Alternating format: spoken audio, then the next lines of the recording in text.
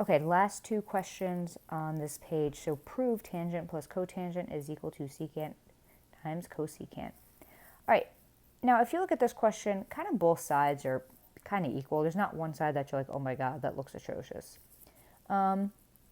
So what I think I'm going to do is I actually think I'm going to work on the left side because I have this adding fractions thing here. I think there's more things I can do on this side. I think if I were to work on the right side, I'd get kind of stuck pretty quickly. So tangent, I'm going to write things in terms of sines and cosines because my answer is in terms of sines and cosines technically, right? Secants and cosecants. So I'm going to change my left side into sines and cosines. So tangent sine of x over cosine of x, cotangent cosine of x over, sine of x. Okay.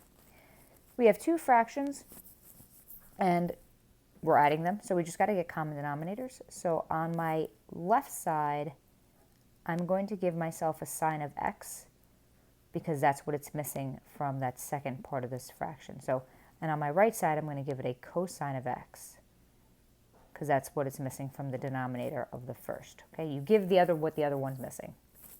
So I have sine times sine on the top, so sine squared, plus cosine times cosine, cosine squared. And now that we've gotten a common denominator, we're just going to write it as one fraction. Okay, cool. Sine squared plus cosine squared over sine of x cosine of x. Sine squared plus cosine squared is 1. So I have 1 sine of x cosine of x. And here, we can split this apart too. Now, what I mean by that is I can say that this is 1 times the sine of x, 1 over the sine of x times 1 over the cosine of x. You can break this apart because it's multiplication. Totally fine to do this, okay, totally legal. And what this helps us do is it helps us write this final piece. So I have 1 over sine of x times 1 over cosine of x, which is the same thing as writing cosecant of x times secant of x, which is the same thing as my right side. Okay, looks good. So rewrite it as sines and cosines, get your common denominator, and there's an identity here that turns this into 1, and then break apart your fraction. Okay, nothing wild or outrageous here. I feel like you may have had to do something similar for me in the past. Maybe I've stopped you here or something like that. So just maybe we're taking a couple steps further. All right, and last but not least, prove 1 plus sine of t over cosine of t is equal to cosine of t over 1 minus sine of t. Do not cross the equal sign. All right. Well, there's a couple of ways we can do this. You can work on either side. Does it matter? No, one side will get you faster than the other. Like I said, there's multiple ways to do these problems. What I'm going to do is I'm going to work the right side. Here's why. Okay, I like to give you guys reasons. RHS for right-hand side. Right-hand side because I can multiply by conjugate of denominator. Okay. So I'm going to choose the right-hand side because I can multiply by the conjugate of the denominator. All right.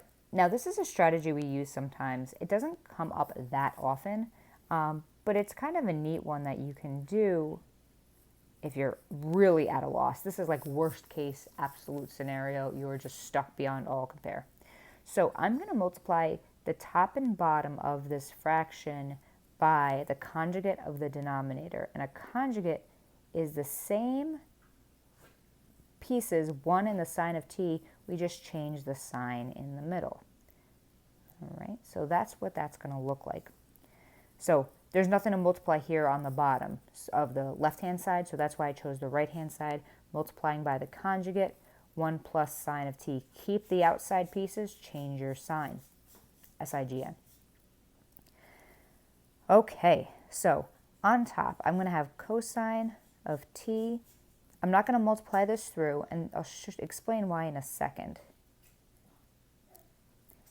I'm not going to multiply this through because I'm going to hope that something cancels out. Now, I am going to multiply the bottom through. And like I said, some of this might make more sense kind of at the end. But I'll show you why I'm choosing to do the things I'm doing. So I'm going to multiply this through. So I get 1 times 1, which is 1, plus sine of t minus sine of t. So the sines of t's go away. And then I get minus sine squared of t. Okay. So this looks good. Now, if I look at my left side, which is what I'm trying to get it to look like, I have that 1 plus sine of t. So I'm good. Don't multiply it, like check part here. Done. The issue that I have is I have a cosine on top, and I don't have that in my answer. And then this 1 minus sine squared of t doesn't exist in my answer either. But this 1 minus sine squared of t, we're going to go back to our favorite identity here. 1 minus sine squared is the same thing as cosine squared. So I'm going to write the top again.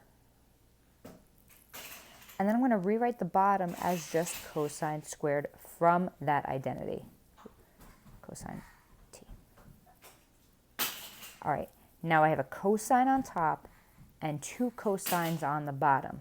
All right, I get to kind of cancel them out, and I'm left with 1 on the bottom. And that's the exact same thing as my other side. All right, so mathematically, I think this was probably the harder one that we did in these notes. You can try it on your own. You can try the left side, see if the left side works, if maybe that makes a little bit more sense to you. But this is the strategy. This is like the final strategy that we have, multiplying by conjugates in order to simplify and hopefully get something magical happening here. Everything has a purpose. Every step has a reason. And if you have any questions on how I did any of these, please, please, please let me know.